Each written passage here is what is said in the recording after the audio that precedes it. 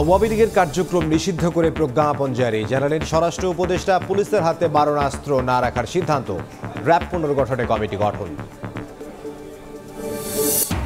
দেশ লুটে খেতে বিএনপিকে নিধনের ষড়যন্ত্র চলছে, অভিযোগ মির্জা আব্বাসের। বললেন, অন্য কারো উদ্দেশ্য বাস্তবায়ন করছে অন্তর্বর্তী সরকার। দুবাইয়ের সাবেক আইজিপি বেনজির পত্রীর দুটি ফ্ল্যাট জব্দের আদেশ। 15 বছরে বিদ্যুৎ খাতে হরিলুটের অভিযোগ। 172 কেন্দ্রের তথ্যের খোঁজে বিভিন্ন দফতরে দুদকের চিঠি। এবং কোরবানির হাটে চাঁদাবাজি রোধে কঠোর অবস্থানে সরকার, অভিযোগ পেলে ব্যবস্থার হুঁশিয়ারি উপদেষ্টার। যাত্রী ও পশুবাহী যানবাহনের যাতায়াত নির্বিঘ্ন করতে প্রশাসনকে নির্দেশ।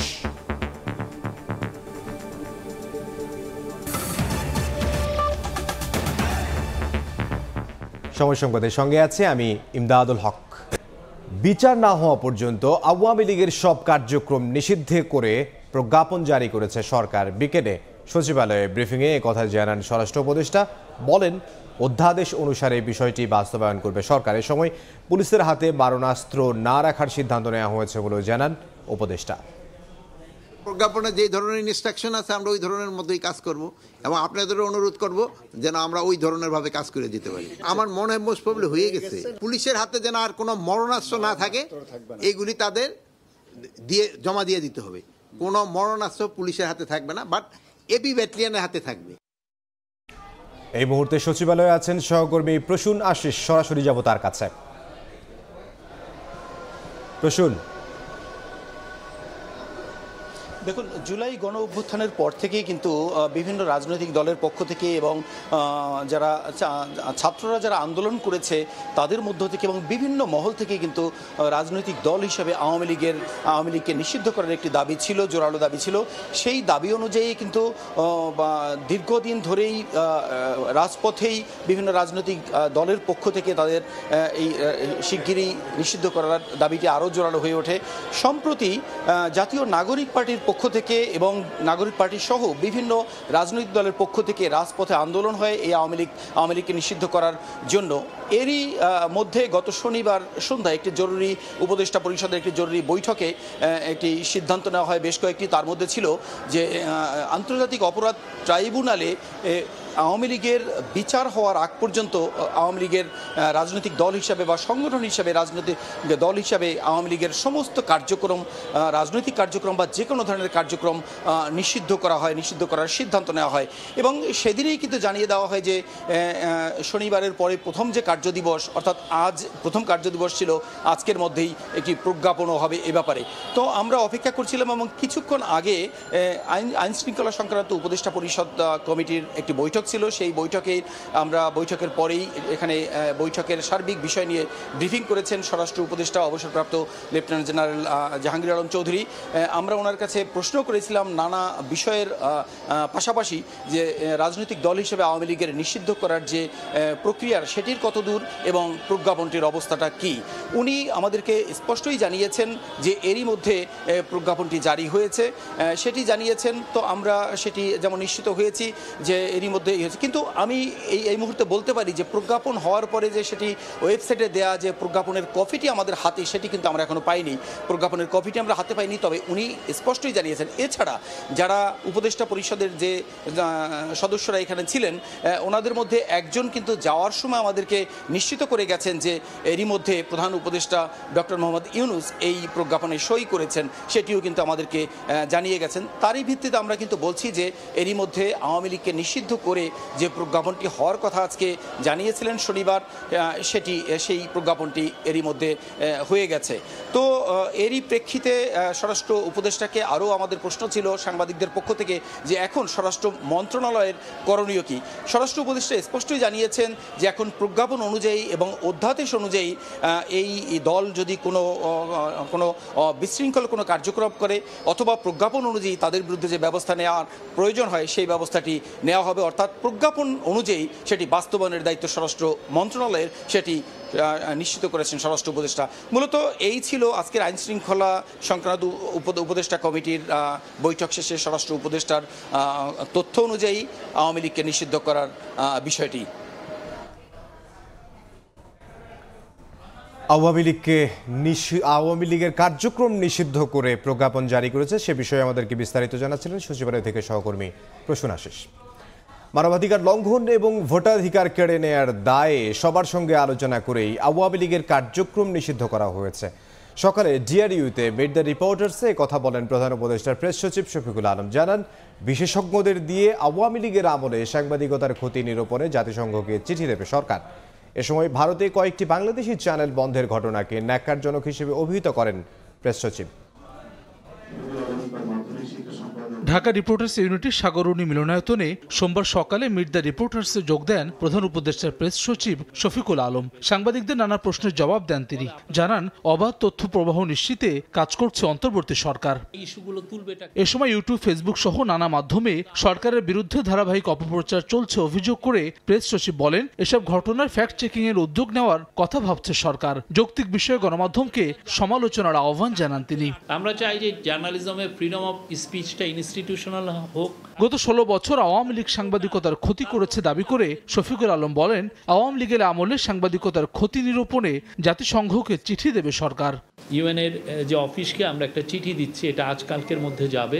চিঠিতে আমরা বলছি যে তারা যেন একটা ইন্ডিপেন্ডেন্ট এক্সপার্ট নিয়ে এসে বাংলাদেশের জার্নালিজম কিভাবে ফেইলুর হয়েছে গত 15 বছর, হাসিনার 15 বছর।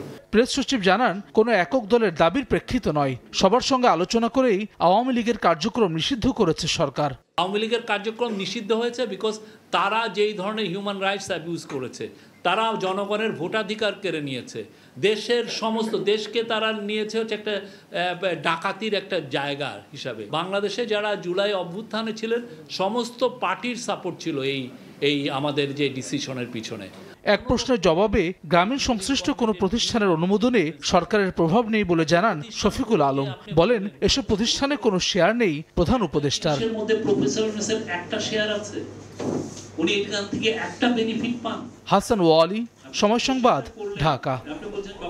জুলাই আগস্ট আন্দোলনে নির্বিচারে 1400-র বেশি মানুষ হত্যার দায় শেখ হাসিনার। তার বিরুদ্ধে উস্কানি সহ 5 অভিযোগের প্রমাণ মিলেছে বলে জানিয়েছেন চিফ প্রসিকিউটর। একই সঙ্গে আসাদুজ্জামান খান কামাল ও চৌধুরী আবদুল্লাহ আল মামুনের বিরুদ্ধেও মিলেছে একই অপরাধের প্রমাণ। তাজুল ইসলাম জানান, আন্দোলন চলাকালে সরকারি স্থাপনায় হামলা ও আগুন লাগানোর নির্দেশ দিয়েছিলেন শেখ হাসিনা। তদন্তে এমন প্রমাণও মিলেছে। এ মাসেই তার আনুষ্ঠানিক বিচার শুরুর প্রত্যাশা প্রসিকিউশনের। জুলাই হত্যাযজ্ঞের মাস্টারমাইন্ড হিসেবে শেখ হাসিনার বিরুদ্ধে সোমবার তদন্ত প্রতিবেদন দাখিল করে আন্তর্জাতিক অপরাধ ট্রাইব্যুনালের তদন্ত সংস্থা। এ মামলায় অভিযুক্ত করা হয়েছে শেখ হাসিনার 2 সেনাপতি হিসেবে পরিচিত সাবেক স্বরাষ্ট্রমন্ত্রী আসাদুজ্জামান খান কামাল ও সাবেক আইজিপি চৌধুরী আবদুল্লাহ আল মামুনকে। ব্রিফিংয়ে চিফ প্রসিকিউটর জানান, শেখ হাসিনার বিরুদ্ধে নির্বিচারে হত্যার নির্দেশনা, প্ররোচনা, উস্কানি সহ 5টি অভিযোগের প্রমাণ মিলেছে। আসাদুজ্জামান খান কামাল ও চৌধুরী আবদুল্লাহ আল মামুনের বিরুদ্ধেও মিলেছে একই অপরাধের প্রমাণ। প্রথম অভিযোগটা হচ্ছে যে তিনি এই মানবতা বিরোধী অপরাধ সংগঠনের উস্কানি দিয়েছিলেন। দ্বিতীয় যে অভিযোগটা এখানে করা হয়েছে, সরাসরি নির্দেশ, শেখ হাসিনার কিছু টেলিফোনিক কনভারসেশন যেগুলো জব্দ করেছেন, যেখানে তিনি বারবার রাষ্ট্রীয় সকল বাহিনীকে নির্দেশ দিয়েছেন মারণাস্ত্র ব্যবহার করে যারা বাংলাদেশে একটি ন্যায়সঙ্গত অধিকার আদায়ের জন্য শান্তিপূর্ণ আন্দোলনের রত ছিল তাদেরকে সম্পূর্ণ নিশ্চিহ্ন বা নির্মূল করার জন্য তিনি নির্দেশ দিয়েছিলেন। তাজুল ইসলাম বলেন, সরকারি স্থাপনায় নিজেদের লোক দিয়ে আগুন লাগানোর নির্দেশ দিয়েছিলেন শেখ হাসিনা। তদন্তে এমন প্রমাণও মিলেছে। আন্দোলনকারীদের উপরে অপরাধের দায় চাপানোর জন্য বিভিন্ন সরকারি স্থাপনায় নিজেদের লোকদেরকে আগুন লাগিয়ে দিয়ে সেটার দায় চাপানোর ব্যাপারে নির্দেশনা দেয়া হচ্ছিল, যে ব্যাপারে সরাসরি প্রধান আসামি শেখ হাসিনার যে বক্তব্য, যে টেলিফোনিক নির্দেশ, সেগুলো সরাসরি আমাদের তদন্ত সংস্থা হস্তগত হয়েছে। সেগুলো তারা প্রমাণের জন্য এখানে আমাদের কাছে দাখিল করেছে। তিনি বলেন, রাজপথের চাপ মাথায় নিয়ে বিচার করা যাবে না। আন্তর্জাতিক মানসম্মত বিচার করতে গেলে যতটুকু সময় নেওয়া দরকার ততটুকুই নেওয়া হবে। রাজপথের চাপের প্রেক্ষিতে কোনো বিচার করা সম্ভব হবে না, এবং সেটা কিন্তু করতে গেলে বিচার সঠিকভাবে কখনোই করা সম্ভব হবে না। আমাদের উপরে আস্থা রাখুন, সঠিক বিচারটা যাতে হয়। তাড়াহুড়া করতে গিয়ে যদি মামলাটা ফেল করে তাহলে আমাদের এই জাতির আকাঙ্ক্ষা কখনো পূরণ হবে না এবং সেটা ন্যায় বিচার করা হবে না। এ নিয়ে জুলাই গণহত্যার 2 মামলার তদন্ত শেষ হলো। চলতি মাসেই শেখ হাসিনা সহ 3 জনের বিরুদ্ধে আনুষ্ঠানিক বিচার শুরুর প্রত্যাশা প্রসিকিউশনের। আফজাল হোসেন, সময় সংবাদ, ঢাকা। জুলাই আগস্ট আন্দোলনে উত্তরায় 200-রও বেশি মানুষকে হত্যা মামলায় 20 জুলাই তদন্ত প্রতিবেদন দাখিলের নির্দেশ দিয়েছেন আন্তর্জাতিক অপরাধ ট্রাইব্যুনাল। সকালে এ মামলায় সাবেক মেয়র আতিকুল ইসলাম সহ 9 জনকে হাজির করা হয়। এদিন মতিঝিলের শাপলা চত্বরে 2013 সালের 5 মে হেফাজতে সমাবেশে হত্যার ঘটনায় সাবেক স্বরাষ্ট্র প্রতিমন্ত্রী শামসুল হক টুকু সহ 4 জনকে আন্তর্জাতিক অপরাধ ট্রাইব্যুনালে হাজির করা হয়। এ মামলায় তদন্ত প্রতিবেদন দাখিলের দিন ধার্য করা হয়েছে 12 আগস্ট। এর আগে মানবতা বিরোধী অপরাধের অভিযোগে গ্রেফতারি দেখিয়ে আসামিদের কারাগারে পাঠানোর নির্দেশ দিয়েছিলেন আন্তর্জাতিক অপরাধ ট্রাইব্যুনাল।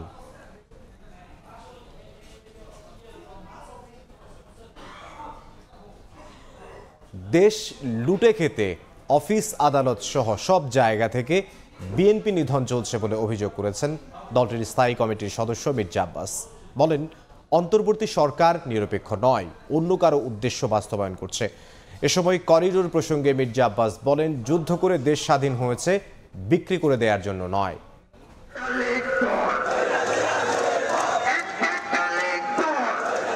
আন্তর্জাতিক অপরাধ ট্রাইব্যুনালে আওয়ামী লীগ ও নেতাদের বিচার না হওয়া পর্যন্ত দলটির কার্যক্রম নিষিদ্ধের পর আবারও রাজনীতির মাঠ সরগরম দলটির নেতাকর্মীদের পুনর্বাসন নিয়ে। কয়েকটি রাজনৈতিক দলের অভিযোগের তীর বিএনপির দিকে। এমন প্রেক্ষাপটে সোমবার জাতীয় প্রেস ক্লাবে বিএনপির স্থায়ী কমিটির সদস্য মির্জা আব্বাস বলেন, আওয়ামী লীগকে বিএনপি প্রতিষ্ঠিত করতে চায় এ কথা বলে যারা অপপ্রচার চালাচ্ছে তারা দেশ ও জনগণের শত্রু। তিনি অভিযোগ করে বলেন, অফিস আদালত সহ সর্বত্র বিএনপি নিধন শুরু হয়েছে যাতে দেশকে লুটে খাওয়া যায়। শাহবাগের নাটক কেন হঠাৎ করে? যেই শাহবাগ আপনারা বন্ধ করেছেন, যে শাহবাগের এই এলাকাতে, এই সমস্ত এলাকাতে মিছিল মিটিং করা যাবে না, সেখানে সরকারের পৃষ্ঠপোষকতায় সরকারের দল এনসিপির লোকেরা ওখানে মিছিল মিটিং করে কিভাবে? থানা, পুলিশ, কোর্ট, কাছারি, সচিবালয়ের ভিতরে বিএনপি বাতিল করে কমপক্ষে জামাত দিতে হবে, জামাত না হলে আওয়ামী লীগ দিতে হবে। এই যে বিএনপি নিধন আন্দোলন শুরু হয়েছে, 622 জন আওয়ামী লীগকে পালিয়ে যেতে দেওয়া, হামিদ সাহেবকে পালিয়ে যেতে দেওয়া, যারা আজকে বলে যে বিএনপি পুনর্বাসিত করতে চায় তারা আসলে দেশ এবং জাতির শত্রু। বিএনপিকে শেষ করতে পারলেই বাংলাদেশটাকে লুটে পুটে আবারও খাওয়া যাবে আওয়ামী লীগের মতো। জনগণের রায় ছাড়া দেশের ভেতরে করিডোর দেওয়ার কোনো সুযোগ নেই দাবি করে বিএনপির স্থায়ী কমিটির সদস্য বলেন, যুদ্ধ করে দেশকে স্বাধীন করা হয়েছে, বিক্রি করে দিতে নয়। বাংলাদেশের অভ্যন্তরের কোনো করিডোর কিংবা প্যাসেজ দেওয়ার কোনো সুযোগ নাই জনগণের মতামত ছাড়া। এই সরকারকে নিরপেক্ষ ভাবতে আমি পারছি না। তারা কোনো উদ্দেশ্য পারপাস সার্ভ করতেছে এই সরকার। একই দিন জাতীয় প্রেস ক্লাবে আলোচনা সভায় দলের সিনিয়র যুগ্ম মহাসচিব রুহুল কবির রিজভী বলেন, শুধু কথায় নয়, অন্তর্বর্তীকালীন সরকার সংস্কার দৃশ্যমান করুক। এমন কিছু আপনারা উদ্যোগ গ্রহণ করতেন যেটা একটা দৃষ্টান্ত হয়ে থাকতো। আপনারা সংস্কারের কথা বলছেন, আপনারা কিছু সংস্কার আপনার ক্ষমতায় থাকতেই দেখান না কেন? এরপরে যেটাই নির্বাচিত সরকার আসবে তার কাছে তো একটা দৃষ্টান্ত হয়ে থাকবে। দেশের স্বার্থে বিদেশি রক্তচক্ষুকে উপেক্ষা করে অন্য রাজনৈতিক দলগুলোকেও এগিয়ে আসার আহ্বান জানান বিএনপি নেতারা। স্বাস্থ্য খাত, আমাদের যে শাতিলা শারমিন, সময় সংবাদ, ঢাকা। সংস্কারের মাধ্যমে জবাবদিহিমূলক রাষ্ট্র পুনর্গঠনে দলগুলোকে বড় ভূমিকা রাখার আহ্বান জানিয়েছেন ঐকমত্য কমিশনের সহসভাপতি আলী রিয়াজ। সকালে জাতীয় সংসদ ভবনের এলডি হলে গণতান্ত্রিক বাম ঐক্যের সঙ্গে সংলাপ শুরুর আগে তিনি বলেন, 53 বছর ধরে বারবার গণতান্ত্রিক রাষ্ট্র তৈরির আকাঙ্ক্ষা ব্যর্থ হয়েছে।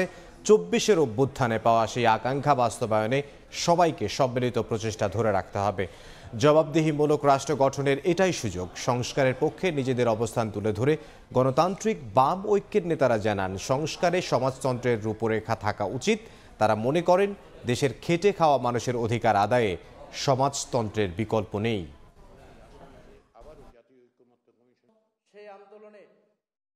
জাতীয় ঐকমত্য কমিশনের চেষ্টা যেমন ঐকমত্য প্রতিষ্ঠা, তেমনি বাংলাদেশের রাজনৈতিক দলগুলোর, জোটগুলোর, শক্তিগুলোর, নাগরিক সমাজের দায়িত্ব হচ্ছে, আমাদের সকলের দায়িত্ব হচ্ছে এই সংগ্রামের ধারাবাহিকতা অক্ষুণ্ণ রাখা, ঐক্যকে সুদৃঢ় করা এবং একটি জবাবদিহিমূলক রাষ্ট্র প্রতিষ্ঠা করা।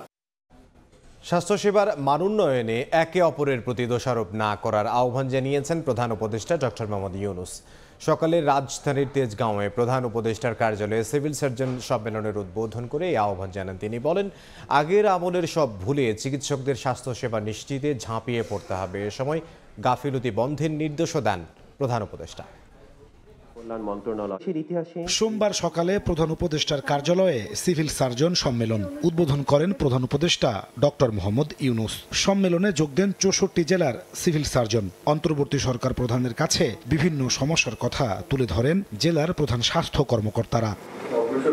ডক্টর মোহাম্মদ ইউনূস বলেন, আগের আমলের ধ্যান ধারণা ভুলে চিকিৎসকদের নব উদ্যমে স্বাস্থ্যসেবায় ঝাঁপিয়ে পড়তে হবে। সেবা নিশ্চিতে একে অপরের প্রতি দোষারোপ না করে ত্যাগের মানসিকতা নিয়ে কাজ করতে হবে। আমি বলবো আমাকে এই দেন ওই দেন এটা মেরামত করে সব বলতে থাকবো, কিন্তু কাজ থেমে থাকবে। ওই আগের আমল এইভাবে হয়েছে বলে এখনো হচ্ছে। মাথার থেকে সুরে ফেলানো আগের আমল হাওয়ায় মিলিয়ে গেছে নাই, অর্থাৎ আমরা গুহা থেকে বের হয়ে এসেছি 1000 বছর পরে। আর পৃথিবীর সামনে সে গুহার মানসিকতা দিয়ে তো এই পৃথিবী চলবে না। প্রধান উপদেষ্টা বলেন, স্বাস্থ্যসেবার নাজুক পরিস্থিতির কথা সবারই জানা। সব সীমাবদ্ধতার মধ্যেও সীমিত সম্পদের সঠিক ব্যবহারের মানসিকতা নিয়ে এগিয়ে এলেই 25% স্বাস্থ্যসেবার উন্নয়ন সম্ভব। যা কিছু আছে তা দিয়ে কি এর চেয়ে ভালো কিছু করা যাবে না এরকম মনে হয়? আমার তো মনে হয় না।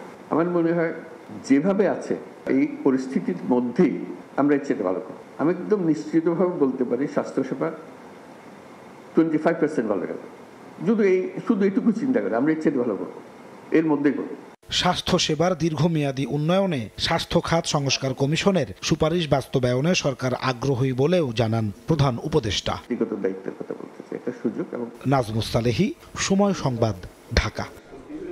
বাংলাদেশ, নেপাল, ভুটান এবং ভারতের উত্তর পূর্বাঞ্চলীয় 7টি রাজ্যের মধ্যে সমন্বিত অর্থনৈতিক কৌশল গ্রহণের আহ্বান জানিয়েছেন প্রধান উপদেষ্টা ডক্টর মোহাম্মদ ইউনূস। দুপুরে নেপালের ফেডারেল পার্লামেন্টের প্রতিনিধি পরিষদের ডেপুটি স্পিকার ইন্দিরা রানার সঙ্গে সৌজন্য সাক্ষাতে প্রধান উপদেষ্টা এ আহ্বান জানান। এ সময় ডক্টর ইউনূস জলবিদ্যুৎ, স্বাস্থ্যসেবা এবং সড়ক যোগাযোগের ক্ষেত্রে আন্তঃসীমান্ত সহযোগিতার উপর জোর দেন। আলোচনার গুরুত্বপূর্ণ বিষয় ছিল জলবিদ্যুৎ খাতে বাংলাদেশ ও নেপালের মধ্যে সহযোগিতা।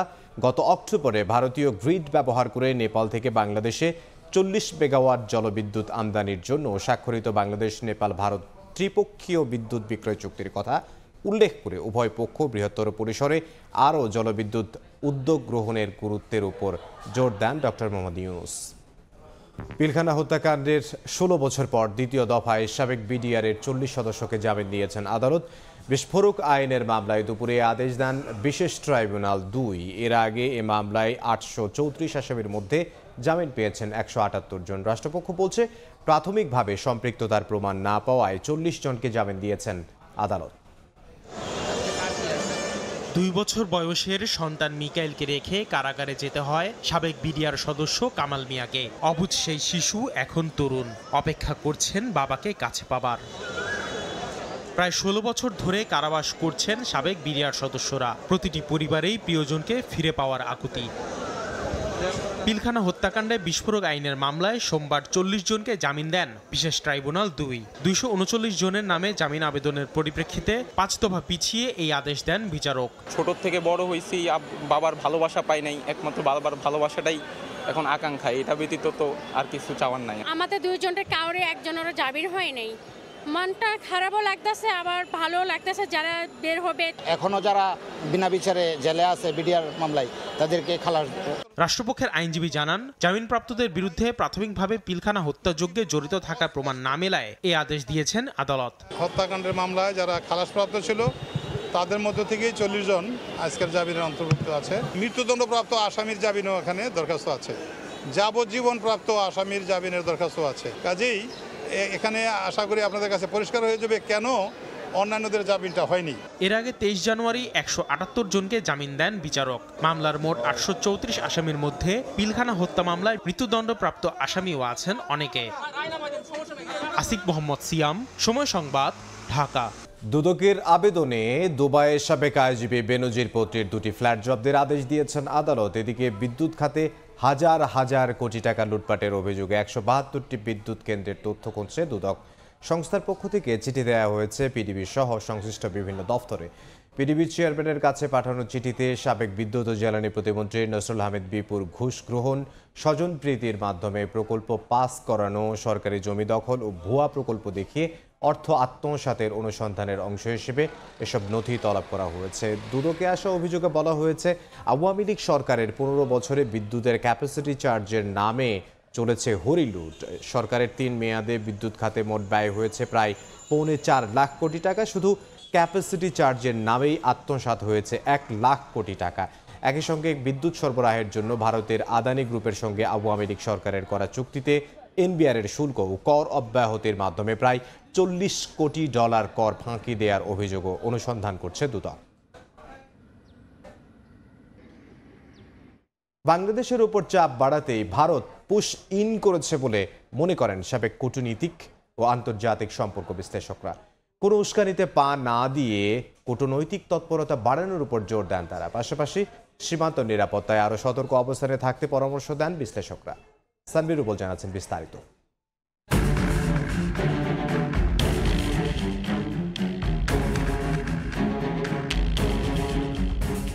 চলতি মাসের শুরু থেকেই বাংলাদেশের বিভিন্ন সীমান্ত দিয়ে দফায় দফায় পুশ ইনের ঘটনা ঘটাচ্ছে ভারতীয় সীমান্তরক্ষী বাহিনী বিএসএফ। এই সংখ্যা অন্তত 200-র বেশি। জানা গেছে এদের মধ্যে বাংলাদেশি, ভারতীয় নাগরিক সহ রোহিঙ্গাও আছে।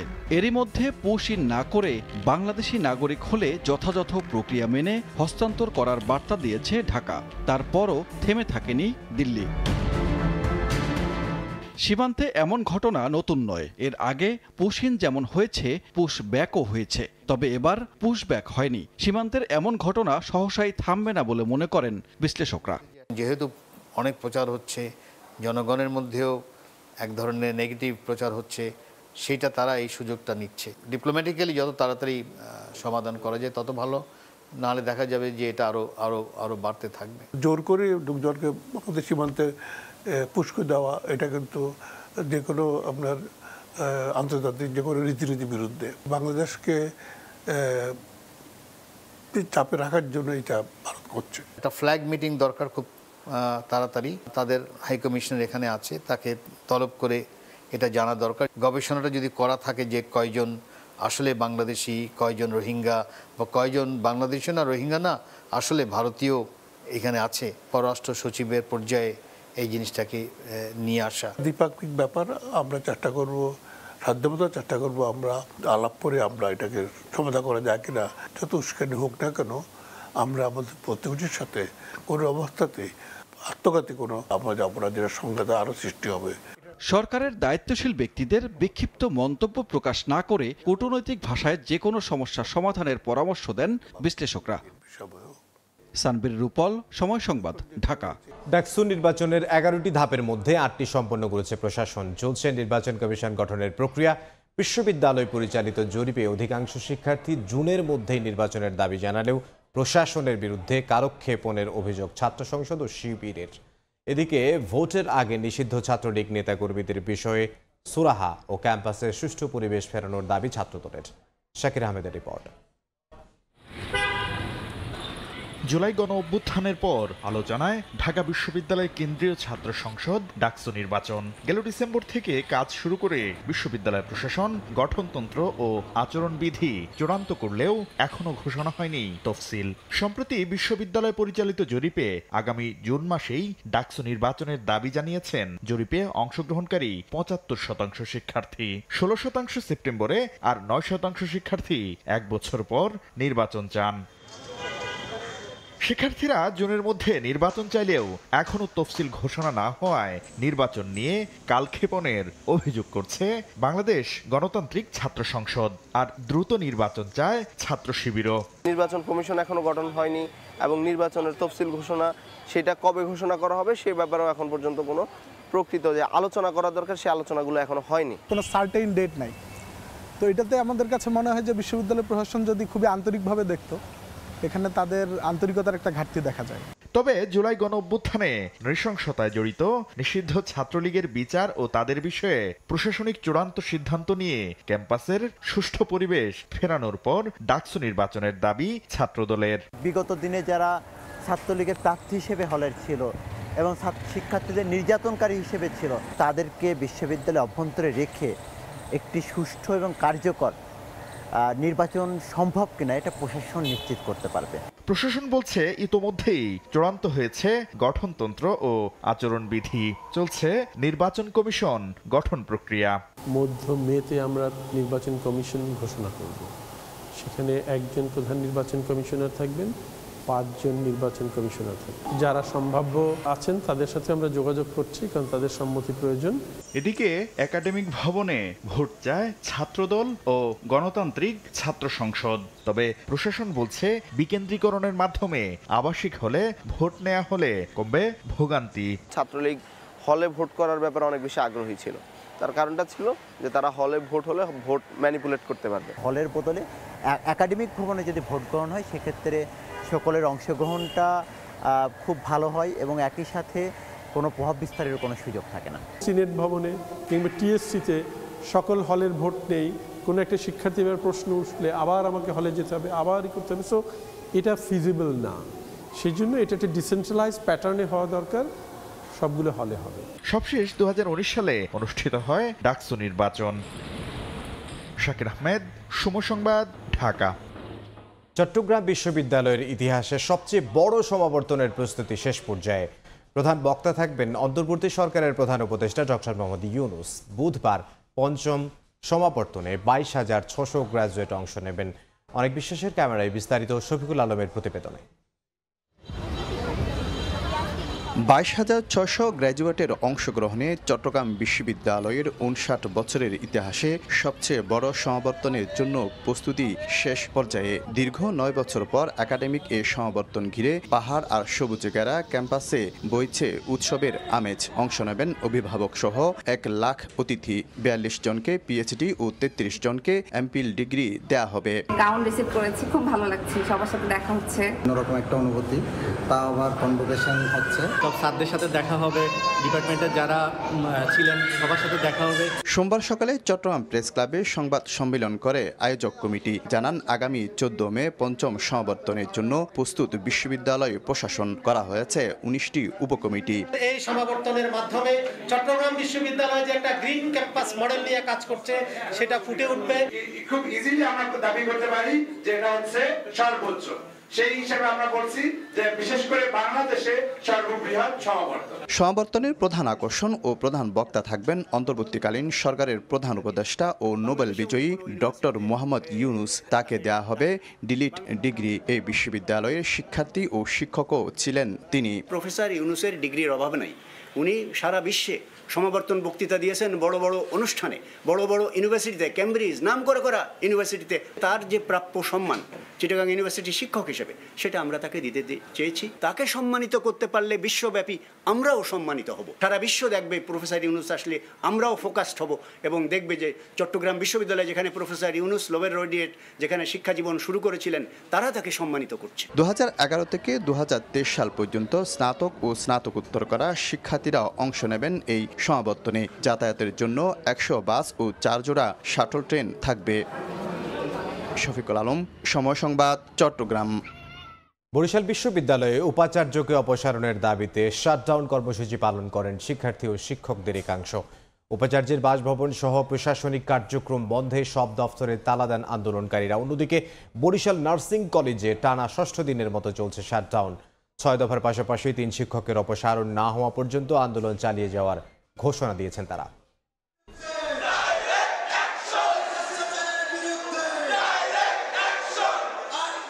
নানা অনিয়ম দুর্নীতির অভিযোগে আবারও আন্দোলনে বরিশাল বিশ্ববিদ্যালয়ের শিক্ষার্থীরা।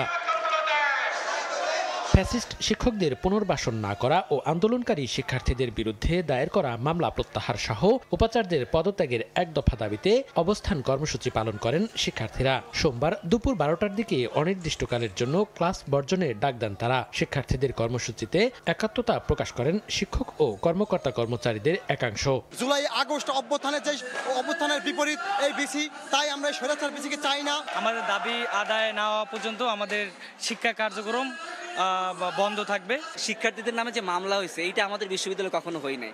এটার জন্য তো আমাদের শিক্ষার্থীরা তো আমাদের প্রাণ, আমরা একসাথে আন্দোলন করেছি, এই কারণে আমরা মনে করছি যে এই ভিসি থাকার কোনো যৌক্তিকতা নেই। শিক্ষার্থীদের যে যৌক্তিক দাবি, সেই যৌক্তিক দাবি মেনে নেওয়ার জন্য আমরা প্রশাসনকে অর্থাৎ শিক্ষা প্রশাসনের সর্বোচ্চ কর্তৃপক্ষকে অনতিবিলম্বে আহ্বান জানাচ্ছি।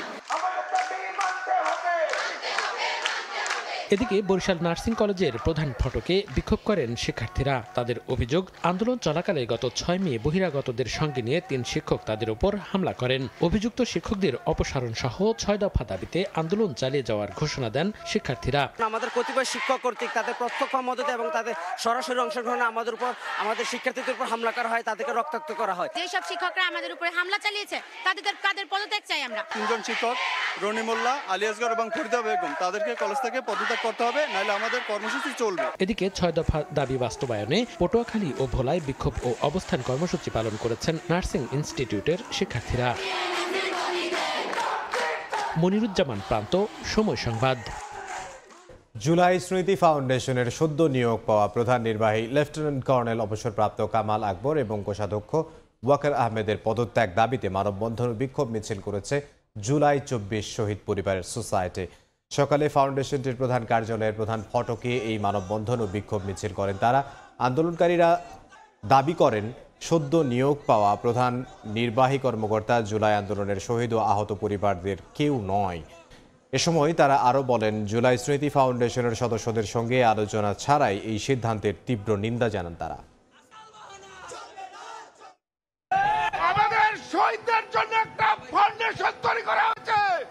এখানে একজন শহীদ পরিবারের ফাউন্ডেশনে ছিল, তাকে অব্যাহতি দিয়ে নতুন এক দোসরকে নিযুক্ত করা হয়েছে। এই ওয়াকার হলো আওয়ামী ফেস্টিভালের দোসর। আমি বলবো যে সর্ষের মধ্যেই ভূত। এই নতুন সিও এবং ট্রেজারার 48 ঘন্টার মধ্যে যদি পদত্যাগ না করে, আমরা ফাউন্ডেশনের কার্যক্রম 48 ঘন্টা পরে বন্ধ করতে বাধ্য হব এবং এরপরে শহীদ পরিবার কঠোর থেকে কঠোর কর্মসূচি। এবারও ঈদ যাত্রা নির্বিঘ্ন করতে সর্বোচ্চ চেষ্টা করছে সরকার। সকালে প্রস্তুতি সভা শেষে 2 উপদেষ্টা ফাউজুল কবির খান ও আসিফ মাহমুদ জানান, সড়কে মহাসড়কে বসবে না কোরবানির পশুর হাট। বাড়তি ভাড়া, চাঁদাবাজি, ছিনতাই রোধে থাকবে কঠোর নজরদারি। কোথাও কোনো অনিয়মের অভিযোগ পেলে নেওয়া হবে দ্রুত ব্যবস্থা। চাঁদ দেখা সাপেক্ষে আগামী 7 জুন হতে পারে পবিত্র ঈদুল আজহা। আর এই ঈদে যাত্রীদের যাতায়াতের পাশাপাশি আরেক চ্যালেঞ্জ কোরবানির হাট ও পশু পরিবহন ব্যবস্থাপনা। এ নিয়ে সোমবার রাজধানীর বিদ্যুৎ ভবনে হয় প্রস্তুতি সভা। বৈঠকে 2 উপদেষ্টার পাশাপাশি অংশ নেন সংশ্লিষ্ট মন্ত্রণালয়, বিভাগ, অধিদপ্তর, আইনশৃঙ্খলা বাহিনীর শীর্ষ কর্মকর্তা, পরিবহন মালিক, যাত্রী প্রতিনিধি সহ অংশীজনরা। সভা শেষে উপদেষ্টারা জানান, সড়ক মহাসড়কে বসবে না পশুর হাট। ঈদ যাত্রায় বাড়তি ভাড়া, কোরবানির হাট ও যানবাহনে চাঁদাবাজি নিয়ন্ত্রণে থাকবে কঠোর নজরদারি। নির্দেশনা দেওয়া হয়েছে যে সড়ক মহাসড়ক থেকে দূরে যাতে হাট বসানো হয় এবং এটা সীমানা নির্ধারণ করে দেওয়া হবে এবং এটা মনিটরিং করা হবে। কোরবানির যে পশু পরিবহন সেটাও আমরা মনিটরিং করব এবং এখানে যে চাঁদাবাজি হয়ে থাকে এটা রোধ করার জন্য আমরা সর্বাত্মক চেষ্টা করব। টাকা পয়সা যাতে ছিনতাই না হয় সেজন্য আমরা ব্যাংকগুলোকে বলবো হাটের সাথে তারা যাতে ব্যাংকের বুথ করেন। উপদেষ্টাদের আশা, এবারও নির্বিঘ্ন থাকবে ঈদ যাত্রা আর কোরবানির পশু পরিবহন। গত ঈদের থেকে আমাদের কিছু জিনিস উপলব্ধি আমাদের হয়েছে, যে জায়গাগুলোতে আমাদের ল্যাকিংস ছিল, তারপরেও সেগুলো এবার আমরা আরো ভালোভাবে অ্যাড্রেস করার চেষ্টা করব। যে কোনো ধরনের অনিয়ম কিংবা চাঁদাবাজি কিংবা যে কোনো ধরনের অভিযোগ আপনারা সংশ্লিষ্ট কর্তৃপক্ষকে দেবেন। পুলিশ থেকে শুরু করে আইন শৃঙ্খলা বাহিনী সবাইকে নির্দেশনা দেওয়া আছে যাতে করে এগুলোর ক্ষেত্রে কুইক রেসপন্সটা দেওয়া যায়। সভায় জানানো হয়, 21শে মে থেকে শুরু হবে ট্রেনের আগাম টিকিট বিক্রি, আর যাত্রা শুরু হবে 31শে মে। যাত্রী পরিবহনে যুক্ত হবে অতিরিক্ত 44 কোচ আর 5 জোড়া স্পেশাল ট্রেন। এছাড়া কোরবানির পশু পরিবহনে থাকবে 3টি ক্যাটেল স্পেশাল ট্রেন। ফারুক ভিয়া, রবিন, সময় সংবাদ, ঢাকা। বুড়ে যাওয়া সুভাড্ডা খাল উদ্ধারে প্রকল্প হাতে নিয়েছে পানি সম্পদ মন্ত্রণালয়। খালের দখল দূষণ রোধে পানি প্রবাহ ফেরাতে খালটি খনন করে যুক্ত করা হবে বুড়িগঙ্গা আর ধলেশ্বরের সঙ্গে। সকালে দখল হওয়া সুভাড্ডা খাল পরিদর্শন করে একথা জানান পরিবেশ উপদেষ্টা সৈয়দা রিজওয়ানা হাসান। স্থানীয়রা বলেছেন, খালটি আবারও উদ্ধার হলে কমবে জলাবদ্ধতা, খাল ফিরে পাবে হারানো প্রাণ। দেখে বোঝার উপায় নেই, এক সময় এখানে আস্ত খাল ছিল, চলতো নৌযান, ছিল সুপেয় পানির উৎস। তবে এখনকার চিত্র ভিন্ন। দখল দূষণ আর ভরাটে মৃতপ্রায় রাজধানীর দক্ষিণ কেরানীগঞ্জের সুভাট্টা খাল। 14.2 কিলোমিটারের খাল দখল করে এখন গড়ে উঠেছে শত শত বাড়িঘর, গার্মেন্টস ও দোকানপাট। এলাকাবাসীর অভিযোগ, সোনালী অতীত হারিয়ে খালটি এখন হয়ে গেছে গলার কাটা।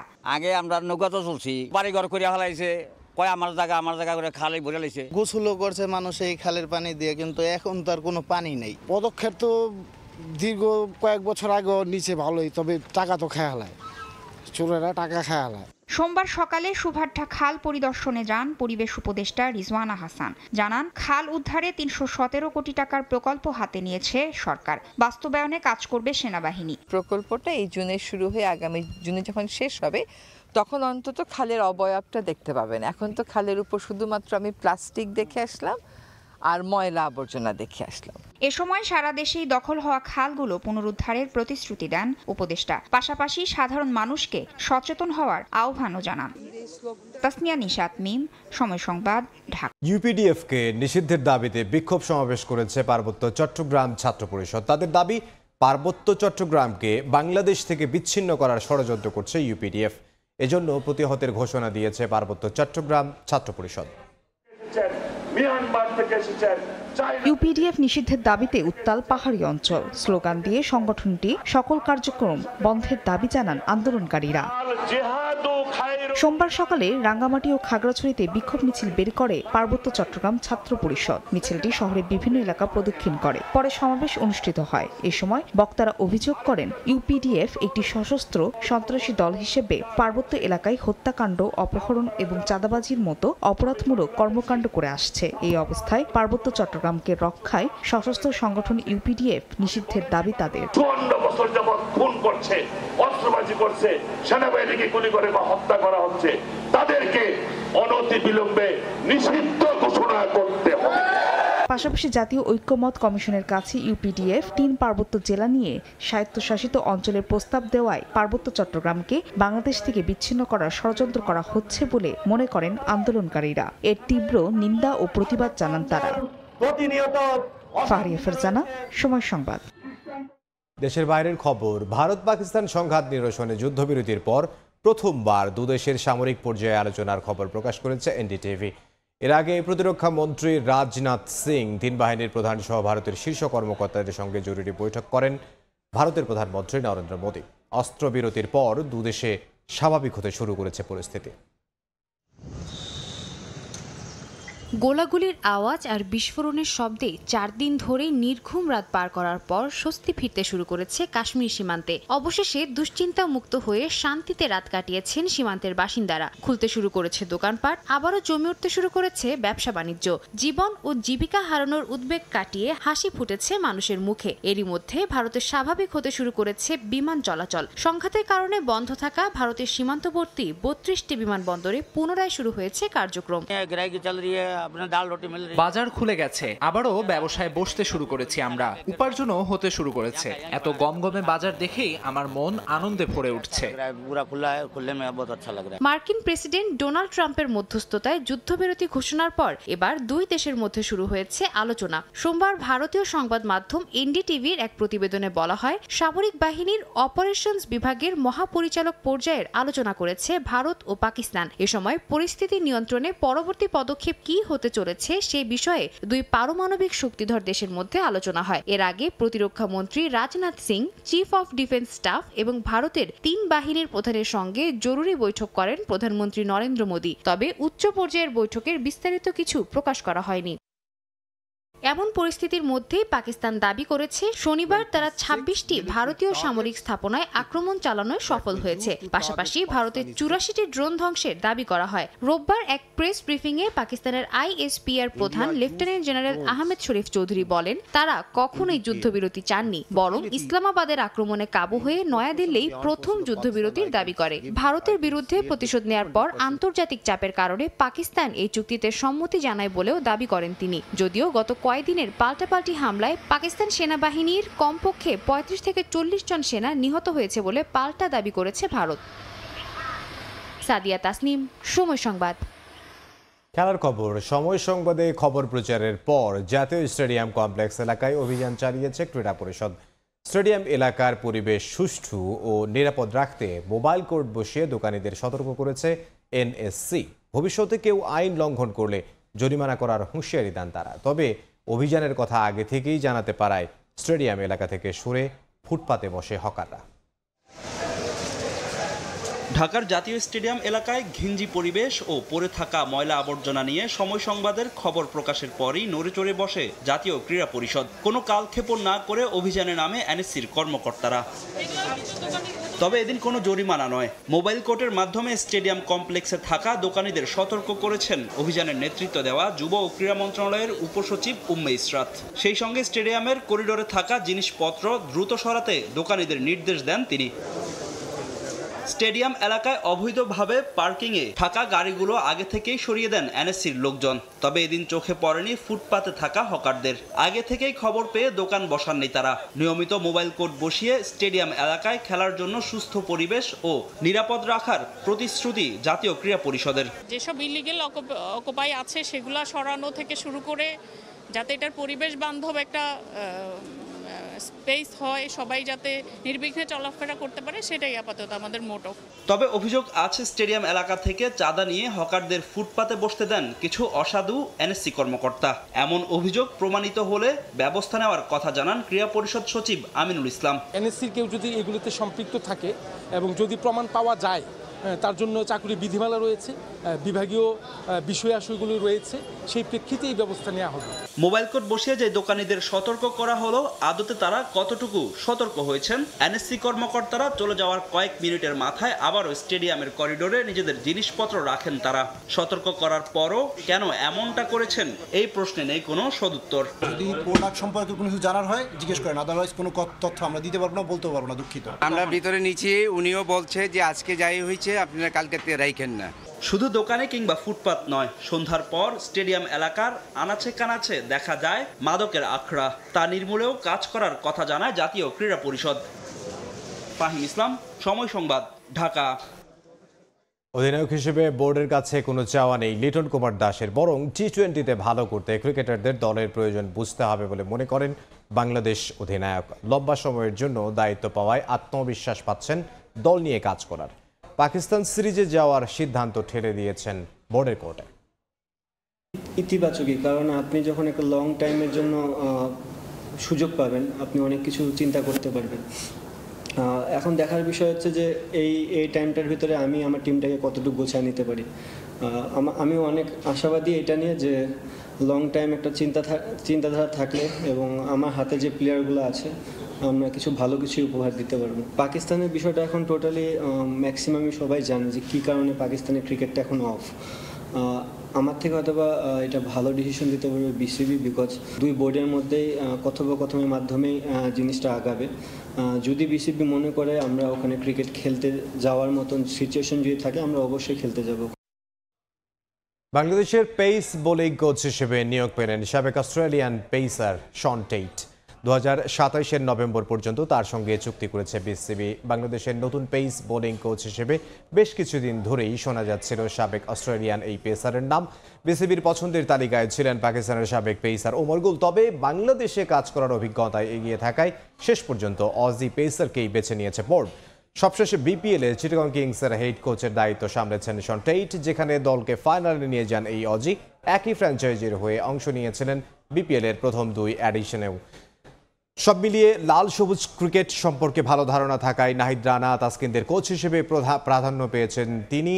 এর আগে পাকিস্তান, আফগানিস্তান, ওয়েস্ট ইন্ডিজ জাতীয় দলের পাশাপাশি বিশ্বের অন্যতম দ্রুতগতির এই বোলার কাজ করেছেন আরও 4টি ফ্র্যাঞ্চাইজি লিগে।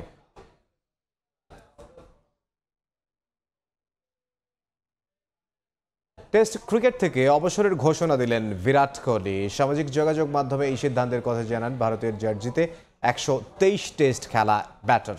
কয়েকদিন আগেই টেস্ট ক্রিকেট থেকে অবসরের ঘোষণা দেন রোহিত শর্মা। এরপর গুঞ্জন শোনা যায় কোহলিও সাদা পোশাকের ক্রিকেটকে বিদায় জানাতে চান, তবে তাকে সিদ্ধান্ত পুনর্বিবেচনার অনুরোধ করে বিসিসিআই। আগামী মাসে ভারতের ইংল্যান্ড সফর। যেখানে অভিজ্ঞ এই ব্যাটারকে দলে চেয়েছিলেন ভারতীয় ক্রিকেট বোর্ড, কিন্তু শেষ পর্যন্ত নিজের সিদ্ধান্তেই অটল থাকলেন সাবেক এই অধিনায়ক। ভারতের হয়ে 123 টেস্টে প্রায় 47 গড়ে 9,230 রান করেছেন বিরাট, সেঞ্চুরি হাঁকিয়েছেন 30টি। ভারতের হয়ে টেস্টে সর্বোচ্চ রানের তালিকায় সচিন, দ্রাবিড় ও গাভাস্কারের পর চতুর্থ অবস্থানে আছেন বিরাট কোহলি। এর আগে গত বছর টি-20 থেকে অবসর নেন কোহলি। এখন শুধু আন্তর্জাতিক ওয়ানডে খেলবেন এই তারকা ক্রিকেটার।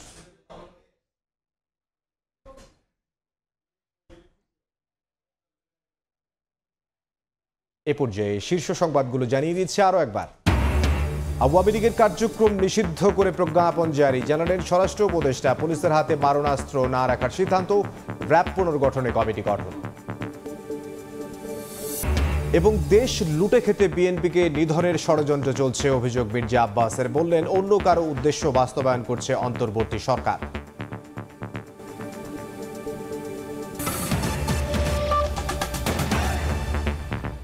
এই ছিল সময় সংবাদের, সঙ্গে থাকুন সময়ের।